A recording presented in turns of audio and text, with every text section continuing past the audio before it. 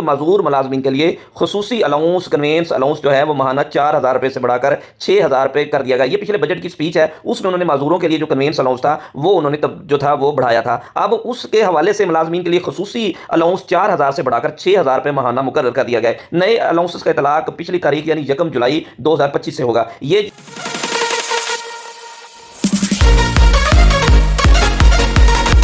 6,000 रुपये कर दिया गया और इसमें 2,000 रुपये का इजाफा किया गया और इसका इतलाक भी 1 जुलाई 2025 से होगा और उसका बकाया जात भी उनको जो है वो मिलेंगे जी, जो हज़ारों के हिसाब से बकाया जात होंगे वो भी उनको अदा किए जाएंगे। इसके अलावा अगर हम बात करते हैं बजट में, तो बजट के हवाले से जो खबरें बड़ी आ रही हैं जी, पहली खबर देखें जंग अखबार में आई और जियो न्यूज़ पर भी वो खबर चली थी कि एक अडहाक अलाउंस को बुनियादी तनख्वाहों में जम करने की तजवीज़ अभी तक सामने आ रही है। अडहाक रिलीफ में तनख्वाहों में जम करने के बारे में रिपोर्ट तलब कर ली गई, क्योंकि इस हवाले से हुकूमत ने पिछले दिनों एक कमेटी भी बनाई थी और उसने अपनी रिपोर्ट जो थी वो हुकूमत को देनी थी। उसके नीचे ये खबर है कि ग्रेड 1 से लेकर 16 के सिविल मुलाजमीन के लिए जो है वो 30% डिस्पैरिटी अलाउंस देने की भी तजवीज़ सामने आ रही है, लेकिन सरकारी मुलाजमीन की तनख्वाहों और पेंशन में 5 से 7% इजाफे की भी तजवीज़ है। ये भी जंग की खबर थी। लेकिन जो अडहाक रिलीफ है उसके बारे में ये दो खबरें आ रही थी कि एक अडहाक रिलीफ जम किया जाएगा और दूसरी भी खबर ये थी कि 1 से लेकर 16 तक के लिए, और एक और खबर जो थी वो भी थी अडहाक रिलीफ के बारे में, तनख्वाहों में जम करने के बारे में रिपोर्ट तलब कर ली गई। उसमें 2002 उसमें थे अडहाक रिलीफ, एक 2015 और एक 2011 वाला। उसमें कहा गया था ये दोनों अडहाक रिलीफ जो है वो जम किए जाएंगे और उसके बारे में तफसीली रिपोर्ट तलब कर ली गई। तो ये बड़ी खबरें आजकल चल रही हैं सरकारी मुलाजमीन के हवाले से। और इसके अलावा और भी मैं आपको बताता चलूँ कि आज एक इजलास में, एक जलसे में हाफिज नईमुर रहमान ने कहा कि पंजाब में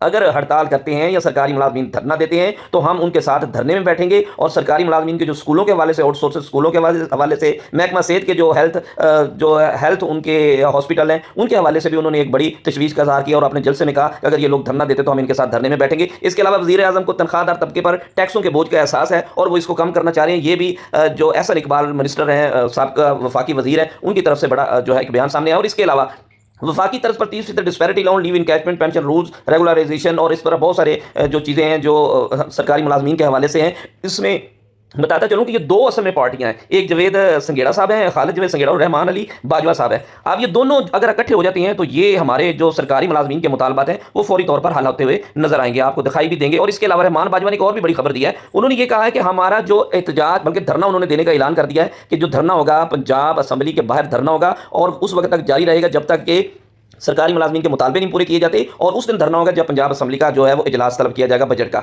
और इसी तरह जवेद संगेड़ा साहब ने भी यही अपनी राय दी है। अगर हम बात करते हैं कि दूसरे अलाउंसेस के बारे में, तो उसके बारे में भी यही हम हुकूमत से अपील कर सकते हैं कि जितने अलाउंसेस हैं, हाउस रेंट है, मेडिकल अलाउंस है, 2008 का आप हाउस रेंट ले रहे हैं, मेडिकल अलाउंस आज से 10-15 साल पहले बढ़ा था, इनको भी जरूर इसमें शामिल किया जाए। इसके अलावा आगे चले तो पेंशन के बारे में भी बजट में चंद चीजें बताई गई थी, आपके सामने देख सकते हैं स्क्रीन पर। कबल अज़ वक्त रिटायरमेंट की हौसला शिकनी, पेंशन में इजाफा। अच्छा, कबल अज़ वक्त रिटायर की हौसला शिकनी के बारे में जो है वो नोटिफिकेशन वगैरह जारी हो चुका है। पेंशन में इजाफा होगा, किस हवाले से होगा, वो CPI यानी जो कंज्यूमर प्राइस इंडेक्स है वो तो है या बहुत कम है, वो आप देख सकते हैं कि उसमें एक नोटिफिकेशन भी हुकूमत ने निकाला था कि वो जो है किस तरह उसमें पेंशन में इजाफा होगा, आप स्क्रीन पर देख सकते हैं। और उसमें भी उन्होंने कहा था कि CPI इंडेक्स जो रेट होगा, उसके अलावा महंगाई की रेशो देखें तो महंगाई तो 2-3% ये दिखाते हैं अपने हिसाब से, तो उसमें तो इतना बड़ा इजाफा होता हुआ नजर नहीं आ रहा। लेकिन उसके साथ साथ उन्होंने कहा कि शरीके हाथ के लिए आगे देखिए, शरीके हाथ के इंतकाल के बाद फैमिली पेंशन की मुद्दत 10 साल महदूद कर दी गई, और ये भी इसका भी नोटिफिकेशन हो गया था। एक से ज़ायद पेंशन का खात्मा ये भी था। रिटायरमेंट के बाद दोबारा मुलाजमत की सूरत में पेंशन या तनख्वाह में से किसी एक का इंतखाब होगा। इसके बारे में जो नोटिफिकेशन जारी किया गया था हुकूमत ने 4 फरवरी 2026 को, जो मतलब री अपॉइंटमेंट के बारे में, लेकिन उसके बाद ये